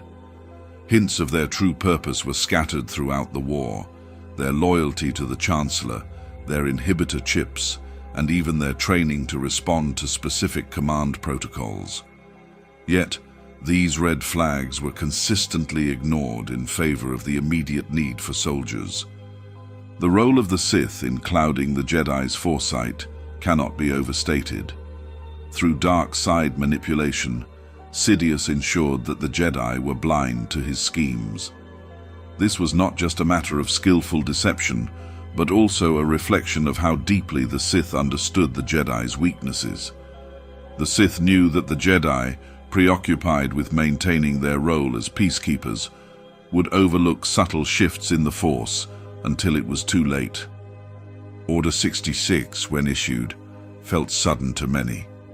However, for those who study the era closely, it was the culmination of years of calculated manipulation and ignored warnings. The betrayal was not an unforeseen storm, but a slow, methodical erosion of trust and awareness.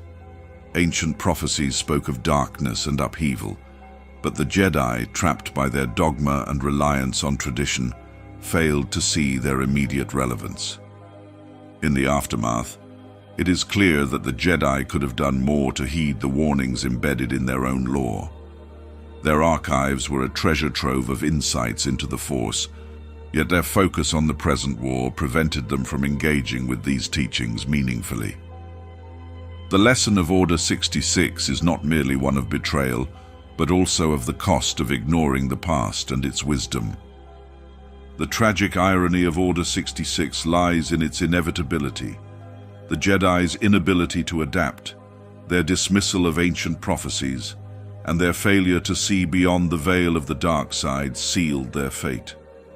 It stands as a haunting reminder of how even the most powerful and wise can fall when they refuse to heed the signs around them. Clone Force 99, better known as the Bad Batch, occupies a fascinating niche within the galaxy's most turbulent era. Unlike their clone brethren, these genetically altered soldiers emerged as an anomaly in the Kaminoan cloning process. However, their imperfections proved to be their greatest strengths, setting them apart as a group uniquely equipped to handle the challenges of the Clone Wars and its aftermath. Each member of the Bad Batch is a testament to the complexities of genetic engineering. While their mutations deviated from the Kaminoan's standard clone template, they brought enhanced abilities that made the squad formidable in battle. Hunter, their leader, possessed heightened sensory perception, allowing him to track even the faintest signals with uncanny precision. Wrecker's enormous strength turned him into a living battering ram, capable of demolishing obstacles both physical and metaphorical. Tech's unmatched intellect and analytical mind made him indispensable in unraveling complex problems, while Crosshair's precision as a marksman elevated him to a deadly status. Later, the addition of Echo, a clone whose life was irrevocably altered by cybernetic enhancements, added a layer of resilience and adaptability that made the group whole. Beyond their individual capabilities, what truly set the Bad Batch apart was their ability to operate outside conventional frameworks. While standard clones were designed to follow orders without question, Clone Force 99 embodied a spirit of independence. This trait became a defining characteristic, allowing them to question authority and adapt to rapidly changing circumstances. In a galaxy spiraling into chaos, such adaptability proved invaluable. Their origins, however, were not without controversy. The Kaminoans viewed the Bad Batch as a deviation from their quest for genetic perfection. In their eyes, the clones were tools to be manufactured to exact specifications, devoid of personality or individual ambition. Clone Force 99's existence challenged this notion, demonstrating that imperfection could lead to extraordinary results. This dynamic underscored a broader theme within the Clone Wars, the tension between conformity and individuality. Within the larger conflict, the Bad Batch served as a microcosm of the growing unrest among the clones. Many began to wrestle with their programmed identities, questioning their purpose and the morality of the war. The Bad Batch, free from the inhibitor chips that controlled their counterparts, became a symbol of what the clones might achieve if given autonomy. Their actions, often guided by moral conviction rather than blind obedience, highlighted the potential for clones to forge their own destinies. This independence, however, placed Clone Force 99 at odds with both the Republic and the emerging Empire. As the galaxy transitioned from war to Imperial rule, the clones faced obsolescence. The Empire's preference for conscripted soldiers signaled the end of the Kaminoan cloning program and the gradual erosion of clone autonomy. For the Bad Batch, this shift marked a turning point. No longer bound by the structures of the Republic, they became nomads in a galaxy that viewed them as relics of a bygone era. One of the most poignant aspects of their story lies in their relationship with Omega, the young, unaltered clone who joined their ranks. Omega represented the innocence and potential of the cloning process, untouched by the war's brutalities. Her bond with the Bad Batch brought out their protective instincts, but it also forced them to confront what it meant to truly care for someone beyond their squad. Through her, the Bad Batch evolved from soldiers to guardians, redefining their purpose in a galaxy that no longer valued them. The Bad Batch's story resonates because it asks profound questions about identity and purpose. Are individuals defined by their origins, or can they transcend the circumstances of their creation? For Clone Force 99, the answer lay in their actions. They chose to fight for what they believed was right, even when it meant standing apart from the systems that created them. Their journey, filled with challenges and moments of profound growth, serves as a reminder of the power of choice in shaping destiny. In the broader narrative of the Clone Wars, the Bad Batch symbolizes the possibility of forging a path outside prescribed roles. Their legacy, built on courage, loyalty, and adaptability, ensures that their story will endure as one of the most compelling chapters in the history of the clones. As they navigated a galaxy in turmoil, they left an indelible mark, proving that even in the face of overwhelming odds, individuals could rise above their origins and define their own fate. The Zillo Beast, a creature of unparalleled might and mystery, stands as a powerful symbol within the complex web of the Clone Wars. Unearthed during a Republic operation on Malastar, the creature's emergence raised profound questions about the nature of power, the arrogance of sentient beings, and the galaxy's delicate balance between light and dark.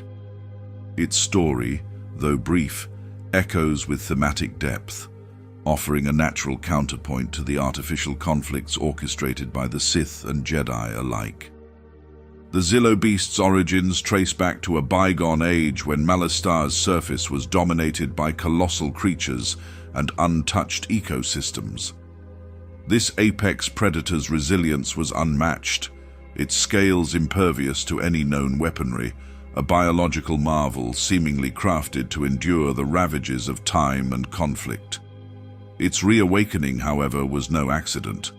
A high-yield electroproton bomb deployed to neutralize separatist forces inadvertently breached the creature's subterranean slumber. This act of technological overreach mirrors the hubris that defined much of the galaxy's leadership during the Clone Wars. Once unleashed, the Zillo Beast wreaked havoc, not out of malice, but out of instinct. Its massive form, cutting through the Republic forces, became a stark reminder of nature's raw and unyielding power, a force that neither the Jedi's meditations nor the Sith's machinations could control. The Republic's decision to transport the creature to Coruscant under the guise of scientific study revealed yet another layer of arrogance. Chancellor Palpatine's interest in the beast's near-impenetrable armor hinted at his constant pursuit of ultimate power, driven by his desire to shape the galaxy according to his dark designs. Yet beneath the Zillo Beast's immense strength lay an even greater truth. Its mere existence symbolized a challenge to the galaxy's obsession with control. The Jedi, with their doctrine of balance and harmony, failed to see the creature as a harbinger of nature's will. Instead, they were complicit in its capture, highlighting their growing detachment from the natural order they claimed to protect. The Sith, conversely, sought to exploit the creature, viewing it as a tool to solidify their dominance. Neither side could fully grasp that the Zillo Beast was not a pawn in their conflict. It was a force unto itself. The tragic conclusion of the Zillo Beast's tale came with its demise, ordered by Palpatine after it rampaged through Coruscant.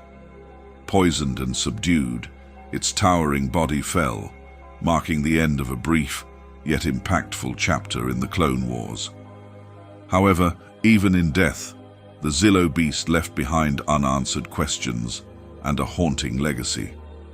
Its genetic material, secretly preserved by Palpatine, hinted at potential future experiments, a chilling reminder of how the galaxy's leaders sought to harness and distort natural power for their ends.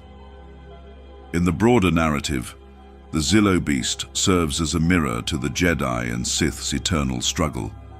It embodies the raw, unfiltered chaos of the Force, unaligned with either side, but intrinsically connected to both.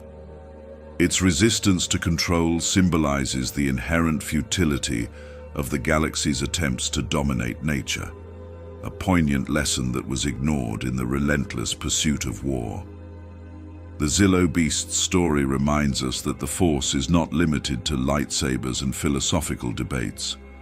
It is present in every living thing, manifesting in ways that transcend the narrow definitions imposed by the galaxy's warring factions. As the Clone Wars raged on, the lessons of the Zillo Beast faded into obscurity, overshadowed by battles and betrayals.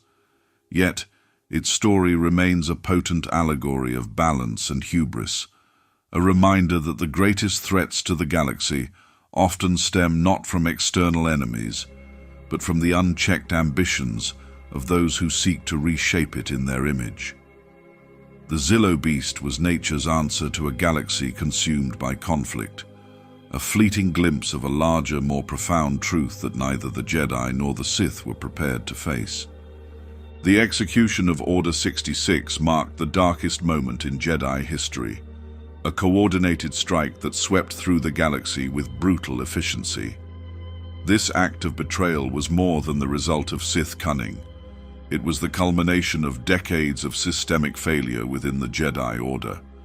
In their hubris, the Jedi had become blind to the warning signs, their vision clouded by war, politics, and misplaced trust. The immediate aftermath of Order 66 shattered not only the Jedi as an institution, but also their identity as guardians of peace. When the clones turned on their Jedi commanders, the speed and precision of the betrayal left little room for resistance. Masters, knights, and Padawans alike were overwhelmed, their once loyal troops executing the Sith's will with chilling obedience. From the battlefields of Utapau to the dense jungles of Felucia, the betrayal was near universal. Even the mightiest Jedi, warriors tempered by years of combat in the Clone Wars, fell to the sheer numbers and unrelenting precision of their own armies. The survival of any Jedi in such chaos was nothing short of miraculous. Some managed to escape through sheer instinct and the Force's guidance, but even those who survived found themselves hunted relentlessly. The galaxy, which had once revered the Jedi, was now fed a carefully crafted narrative of their treachery. Holonet broadcasts painted them as enemies of the Republic, a manipulation of truth orchestrated by Palpatine to justify their extermination. For the few who eluded death, the galaxy had become a hostile place. Survivors scattered, some retreating to remote corners of the galaxy, while others adopted new identities to blend into the very populations they once served.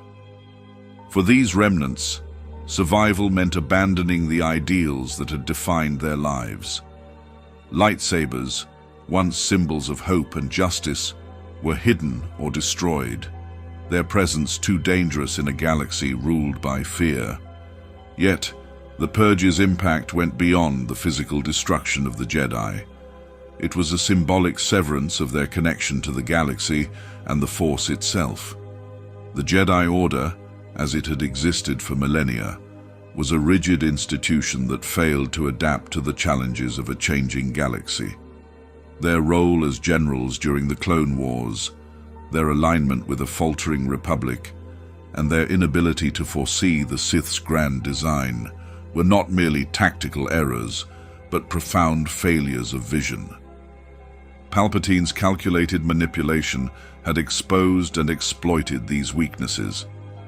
By turning the clones into unwitting instruments of genocide, he ensured that the Jedi's downfall came not from an external enemy, but from within their own ranks.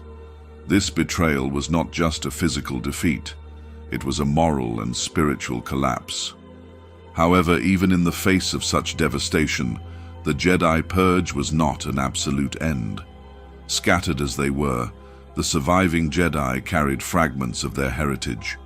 Some, like Obi-Wan Kenobi and Yoda, found new purpose in exile, preparing for a distant future where they might train the next generation.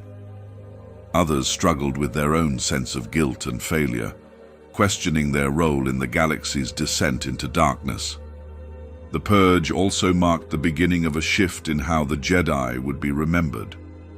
For those who survived, their existence became a living testament to the Order's resilience, even in its lowest moments. Yet the loss was undeniable. The temples that once stood as beacons of the Force now lay empty or repurposed by the Empire. The Jedi Order, as the galaxy had known it, was no more. The immediate fallout of Order 66 was devastating, but it also laid the groundwork for something new. The galaxy, though engulfed in darkness, still held a glimmer of hope, hidden in the survivors, in the teachings they carried, and in the belief that one day the light would rise again. For the Jedi, scattered and broken, the question was not merely of survival, but of rediscovery, of their purpose, their identity, and the vision they had so tragically lost. Anakin Skywalker's descent into Darth Vader is one of the most heartbreaking arcs in galactic history, an intricate web of love, ambition, betrayal, and manipulation that forever altered the galaxy's destiny. Anakin was not merely a victim of circumstance. His choices, fears, and vulnerabilities played into the hands of a master manipulator, Darth Sidious. The story of Anakin's fall is a stark reminder of how the road to darkness is often paved with good intentions. As a boy, Anakin was heralded as the Chosen One, prophesied to bring balance to the Force. This label, though imbued with hope, became a burden. The Jedi Order, blinded by their interpretation of the prophecy, placed immense expectations on him, seeing him not as an individual but as a symbol of their salvation. Yet they simultaneously feared his unorthodox path, creating a chasm of mistrust that would later fuel his disillusionment.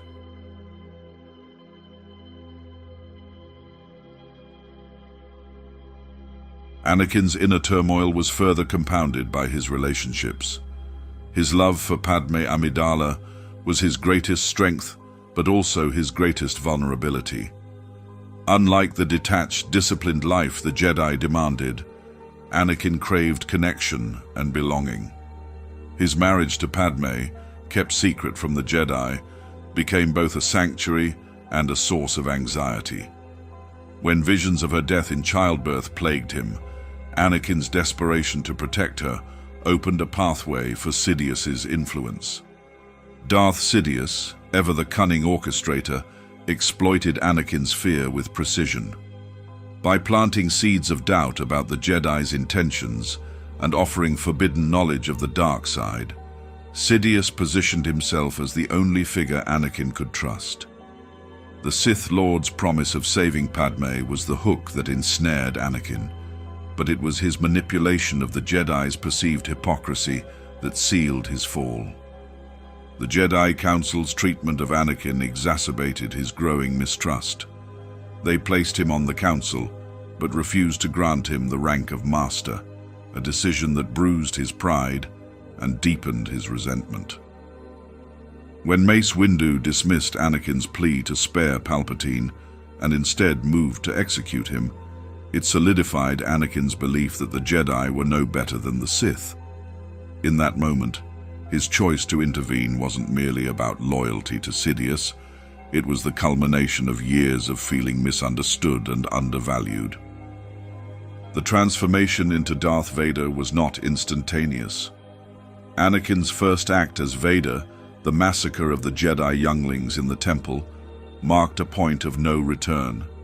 Yet, even in his darkest moments, flickers of Anakin's humanity remained.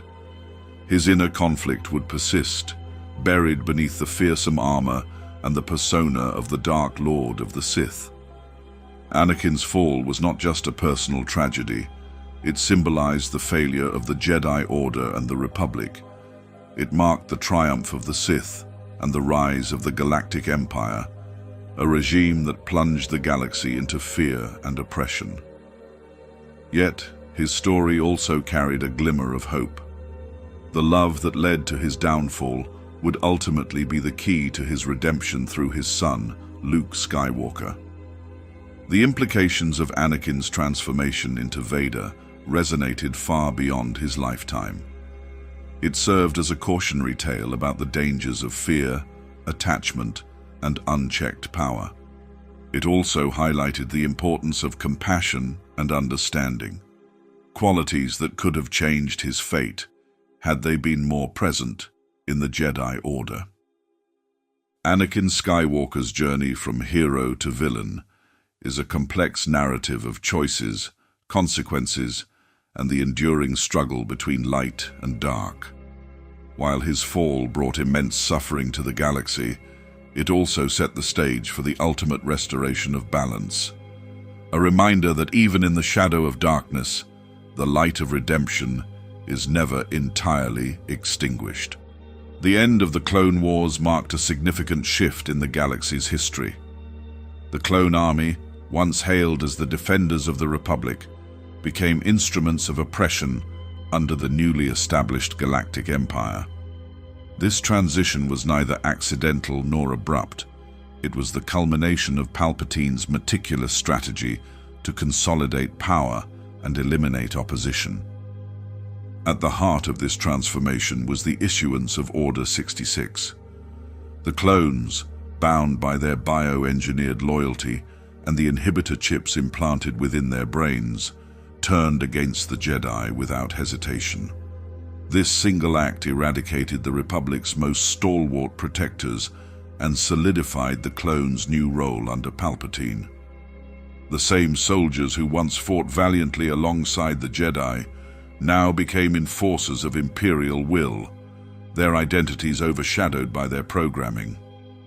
The shift from the Republic to the Empire was not merely political, but also psychological.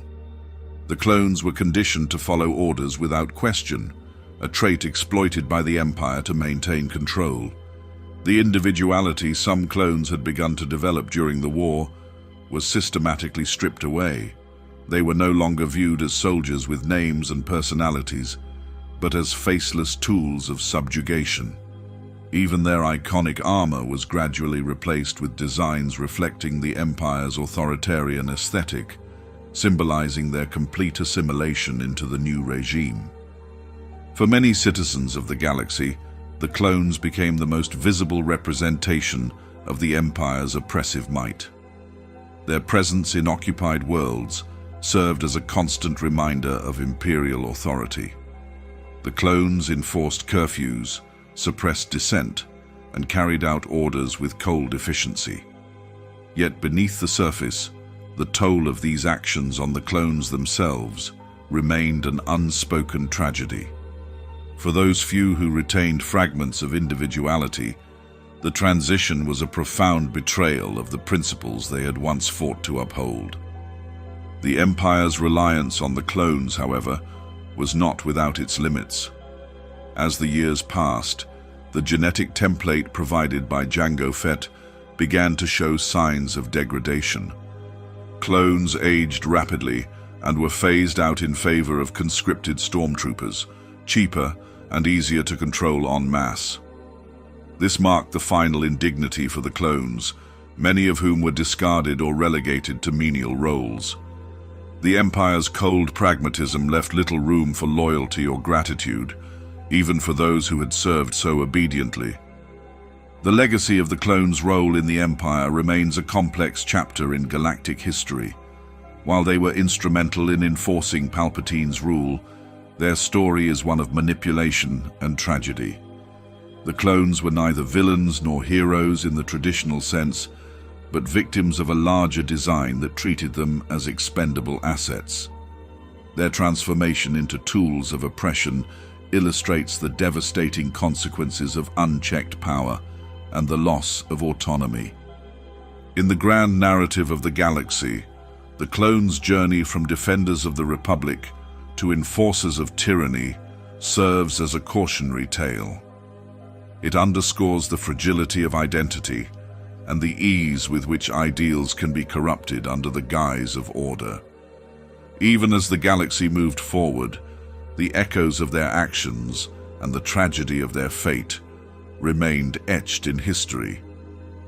Ahsoka Tano's journey after the Clone Wars exemplifies resilience and the enduring spirit of hope in a galaxy shrouded by darkness.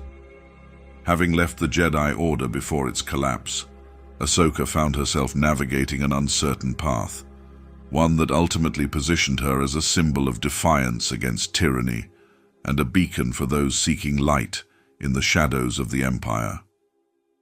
When Order 66 was executed, Ahsoka narrowly escaped death alongside Captain Rex, whose inhibitor chip she removed to restore his free will. Their survival marked not just a victory over the immediate threat, but a profound personal triumph against the machinery of manipulation that had consumed so many lives. Ahsoka's refusal to succumb to despair, even after witnessing the Republic's fall and the betrayal of her former comrades, defined her character in the turbulent years that followed. In the wake of the Jedi Purge, Ahsoka assumed a new identity, shedding her former title as a Jedi Padawan. Operating in secrecy, she became a silent protector for the oppressed, using her combat skills, resourcefulness, and unyielding moral compass to aid those suffering under Imperial rule.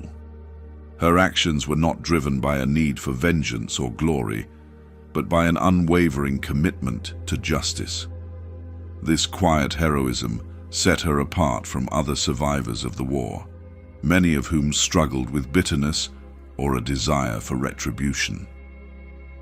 Ahsoka's involvement with the burgeoning rebellion further cemented her legacy. Adopting the alias Fulcrum, she acted as a key intelligence agent, coordinating efforts to resist the Empire's expansion. Her strategic insight and ability to inspire others became invaluable assets to rebel cells across the galaxy. Yet, even as she assumed a leadership role, Ahsoka remained grounded, never allowing the weight of the struggle to compromise her principles or her belief in the inherent goodness of others. Perhaps Ahsoka's most profound impact lay in her encounters with those who had lost their way. Her fateful confrontation with her former master, now the Sith Lord Darth Vader, epitomized the tragic consequences of the Clone Wars. Despite the danger and heartbreak, Ahsoka faced Anakin with both strength and compassion, embodying the hope that redemption, however distant, was still possible. Her refusal to give up on Anakin, even when confronted with the monstrosity he had become, spoke to the core of her character, a belief in the power of choice and the potential for light to pierce even the deepest darkness. Throughout her journey, Ahsoka defied the expectations placed upon her, both as a former Jedi and as an individual shaped by war. Her story resonated not just with those she directly aided, but with countless others who heard of her deeds and drew strength from her example. As the galaxy transitioned through the chaos of the Empire and beyond, Ahsoka's legacy persisted. She became more than a warrior or a leader. She became a symbol of resilience, integrity, and the unyielding belief in a brighter future. For those who found themselves lost in the aftermath of the Clone Wars, Ahsoka Tano's legacy served as a guiding star, a reminder that even in the darkest of times, hope could light the way. Captain Rex embodies the power of individuality and moral conviction, even when confronted by programming designed to suppress it. As one of the most prominent members of the clone army, Rex was bred for loyalty and conditioned to serve the Republic without question. Yet, as the Republic crumbled and Order 66 unfolded, Rex demonstrated a defiance that few clones could achieve. Rex's resistance began before the activation of the inhibitor chips that drove clones to betray the Jedi. His close relationships with Jedi like Anakin Skywalker and Ahsoka Tano gave him a unique perspective on leadership and camaraderie. Unlike many clones who saw Jedi as mere generals, Rex considered them partners and friends, a distinction that profoundly influenced his decisions during the galaxy's darkest hour. When Order 66 was issued, Rex's chip briefly overrode his will, compelling him to turn against Ahsoka. Yet even under its influence, he resisted, warning her of the danger before the programming took full control. After Ahsoka incapacitated him and removed the chip, Rex regained his agency, cementing his role as one of the few clones who resisted the Empire's control. Rex's loyalty shifted from the Republic to the ideals and people he believed in. Rejecting the Empire and deserting the clone army was a dangerous decision, but it reflected his unwavering moral clarity. In the aftermath, Rex joined forces with like-minded individuals like Gregor and Wolf, forming a small enclave of dissenters. He later became instrumental in the early rebellion, offering tactical expertise and inspiring resistance against the Empire. His journey symbolizes resilience in the face of oppression and the enduring fight for autonomy. The Clone Wars, initially framed as a battle for democracy, exposed the Republic's deep flaws: corruption, systemic inequities, and waning accountability. The Jedi, entangled in military operations, saw their role as peacekeepers diminish. Their alliance with the Republic, a system increasingly viewed as hypocritical, eroded trust, and created fertile ground for rebellion. Many separatist systems opposed the Republic due to genuine grievances, not loyalty to the Sith. Their mistrust deepened as the Republic became the Empire, fueling rebellion. Leaders like Mon Mothma and Ahsoka Tano bridged gaps, fostering resistance and hope.